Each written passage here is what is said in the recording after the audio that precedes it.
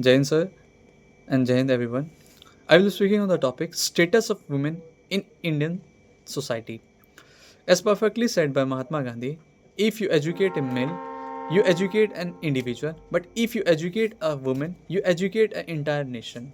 Going by this narration, the representation of women in our society signifies the importance of the position women holds in the process of decision making, and that decision making helps in the contribution of a nation's growth.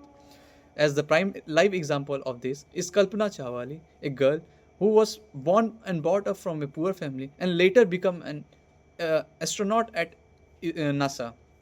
Whereas the incidents such as Hathras cases, which is still gives a question mark on the dignity and reality of how we are treating women in our society on the basis of process of saying that we still acknowledge them equally at our places.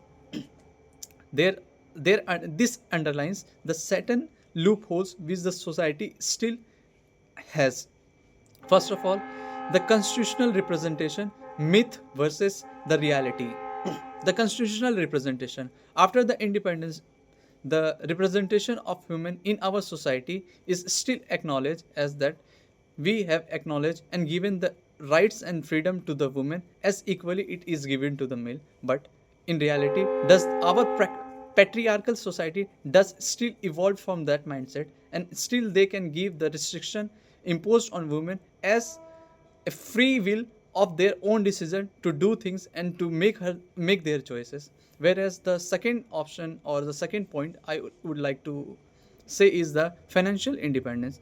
If a woman is given the financial independence or she becomes financially independent, she can or she has the power to save the society at a very good pace. Third is representation. Again, representation in form of the premises or the importance places where the decision making capability should be upheld. Later, the government is doing its best in order to minimize or prevent any mishap happening to the other gender, which is the women in India. But through bringing certain legislation, it cannot prevent the mindset that is making them to do something which is not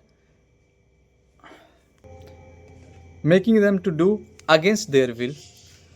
But at last, I would like to conclude that if you want the progress in our society, then the representation of women should be equally, and moreover, if they are more in number. So a nation will progress if they will see the work pace of the other nation, and through being a developing nation, the participation of women in every field is necessary and compulsory. Jai Hind.